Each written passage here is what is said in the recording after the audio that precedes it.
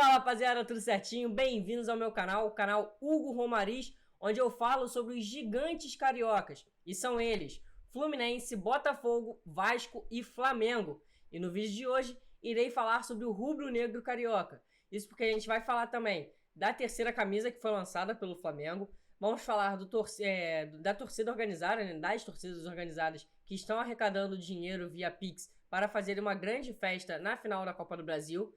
Também iremos falar sobre o preço na final da Copa do Brasil. Iremos falar sobre o que acha o diretor de marketing do Flamengo em relação à final da Copa do Brasil. Tem jogador que é sobrevivente da tragédia do Ninho do Urubu em 2019, que foi campeão com o Flamengo recentemente. E aí ele é goleiro, já vou dar esse spoiler. Também vamos falar do Rossi, do Matheus Cunha, renovações, estatísticas, enfim. Hoje o vídeo vai estar bem cheio, então vou tentar falar tudo de maneira bem rápida e corrida para não ficar aquele vídeo muito massificante para você, tá bom? Mas antes de mais nada, já peço o seu like, um comentário, para compartilhar também e se inscrever no canal, porque isso me ajuda demais, tá? Sem mais enrolações, já vou começar então falando da terceira camisa do Flamengo. O valor dela tá em R$350, é uma camisa muito bonita.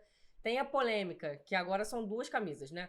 Tem a polêmica da camisa com patrocínio, que tem uma faixa vermelha, não me agradou muito. E tem também a sem a faixa vermelha e sem o patrocínio, que eu achei muito mais bonita. O Flamengo também está comercializando copos para combinarem com essas camisas. E aí, cerca de 75 mil camisas foram enviadas para as lojas oficiais.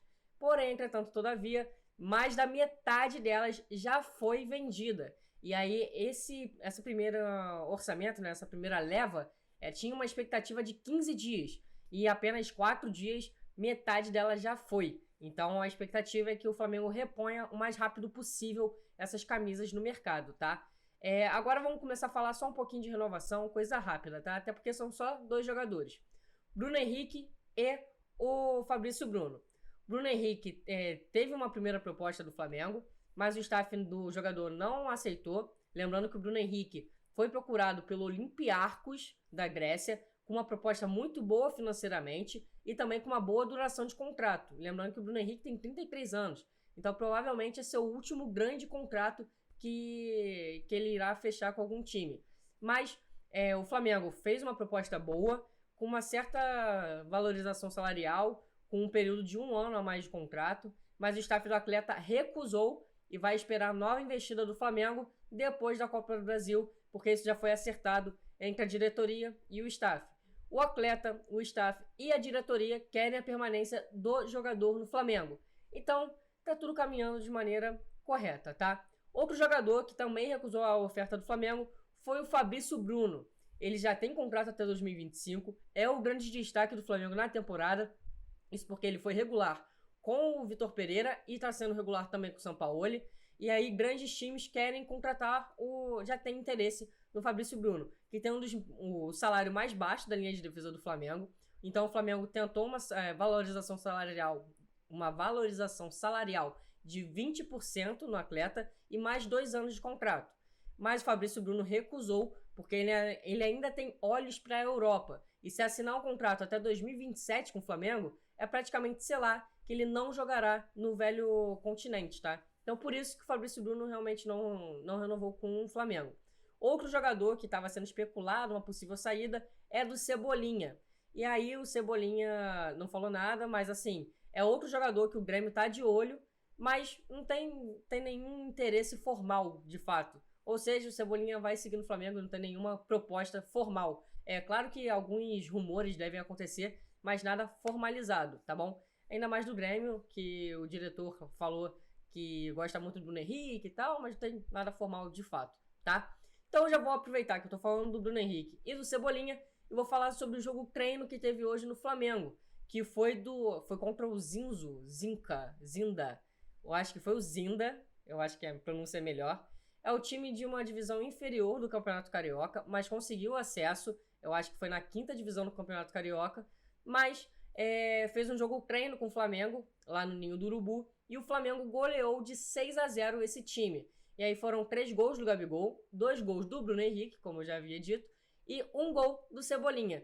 Vou deixar aqui na tela os gols passando. Foram bonitos gols, principalmente do Cebolinha também, que ele conseguiu encobrir o goleiro.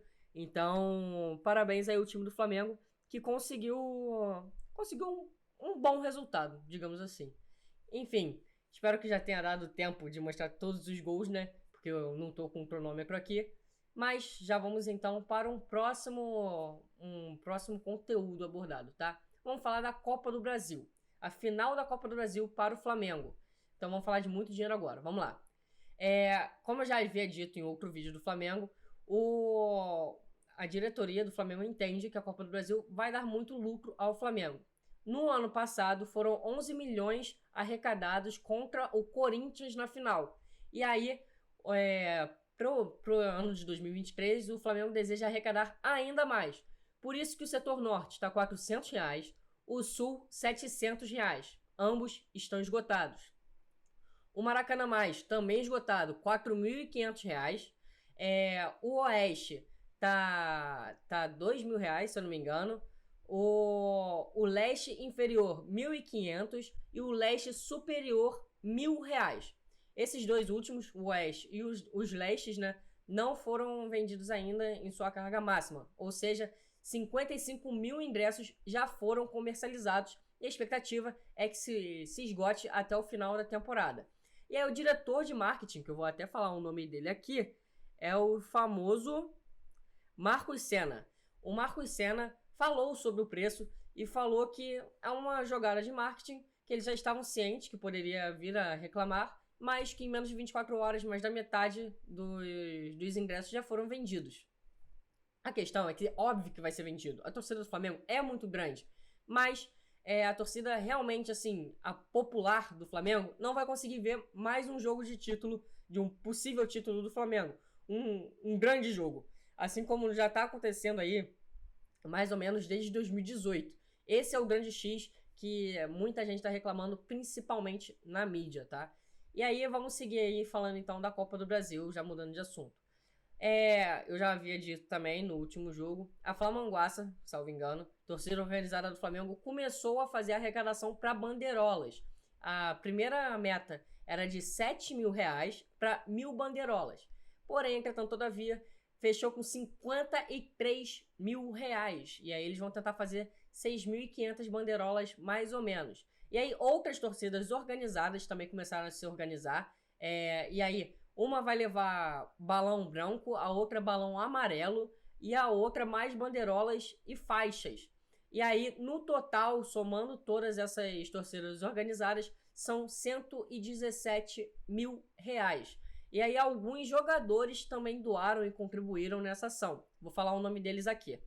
O Wendel, que foi especulado no Flamengo diversas vezes, nunca jogou no Flamengo, mas gosta do Flamengo, fez uma doação. O Wesley, o Vitor Hugo, o Rodrigo Muniz, o Ramon, que é aqui da base do Flamengo, mas agora tá jogando na Espanha. O Verton e o Reinier, que tá jogando agora na Itália, todos da base do Flamengo, também contribuíram para as torcidas organizadas. E além desses todos, o Gerson também contribuiu com um valor. Então, mais de R$ 117.000 já foi totalizado. Então, a grande festa deverá vir a acontecer com a final da Copa do Brasil. Peço perdão, tá? Tava tentando ler aqui o próximo assunto também. Eu falei do jogo que aconteceu contra o Zinza. Tava tentando procurar o nome dele. Contra o Zinza, que o Flamengo venceu de 6-0. E aí, 2 pontos chamaram a atenção para quem estava observando também e quem soube do treino. No pós-treino e antes disso, durante o jogo, o Varela e o Luiz Araújo estavam fazendo fisioterapia e depois foram a campo. Ou seja, estão se recuperando de forma muito rápida durante a data FIFA e talvez possam pintar como reforços aí do Flamengo na Copa do Brasil, né, na grande final. E aí eu tenho agora só mais 2 estatísticas, tá? O Pulgar, o time do Flamengo com o Pulgar tem 79% de aproveitamento. Sem o chileno, são 53% de aproveitamento. Isso dá uma média muito boa pro Pulgar, né? Quase 80% de aproveitamento com ele em campo, enfim. E aí um outro dado muito interessante é que o Sampaoli tem incríveis 65% de aproveitamento. E a gente reclama bastante dele. E vale lembrar que o São Paulo não jogou o Carioca, ou seja, só Libertadores, Brasileirão e Copa do Brasil. Então, eu acho que é um número muito bom pro Jorge Sampaoli aí, tá? Eu tentei falar do vídeo bem rapidinho, porque foi bastante assunto. Espero que você tenha gostado. Espero que você comente, compartilhe, se inscreva no canal, porque isso me ajuda demais, tá bom? E aí, comenta aqui o que você tá achando de tudo isso, tanto os valores envolvendo o Flamengo, tá bom?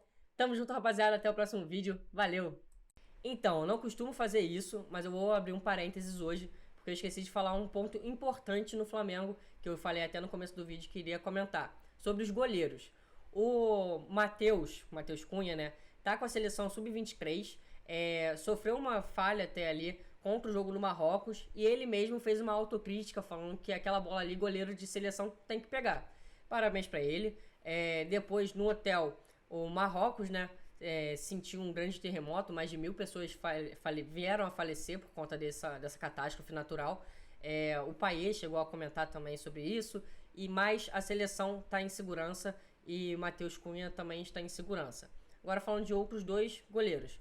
Com o Matheus Cunha fora, o Rossi realmente deverá vir a estrear pelo Flamengo. Lembrando que ele está desde o dia 1º de julho no Flamengo e nunca entrou em campo. E Jorge Sampaoli gosta muito do atleta e vê como um possível titular a longo prazo, porque ele joga muito bem com os pés também. E aí, para fechar com chave de ouro, é o Diogo Alves. Não é o Diego Alves, é o Diogo Alves, que é um cara, uma jovem promessa, que sobreviveu à tragédia do Ninho do Urubu em 2019. Ele sobreviveu a isso, perdeu vários amigos, né? São as 10 estrelas a brilhar no Flamengo. E ele foi decisivo no Campeonato Brasileiro Sub-20, pegando pênalti na final. Então, meus parabéns pra ele. E eu acho que é uma história muito interessante de superação que eu tinha que falar no vídeo, tá bom? Então, peço perdão aí nesse rabicho que eu fiz no final. Mas tamo junto, rapaziada. Até o próximo vídeo. Valeu!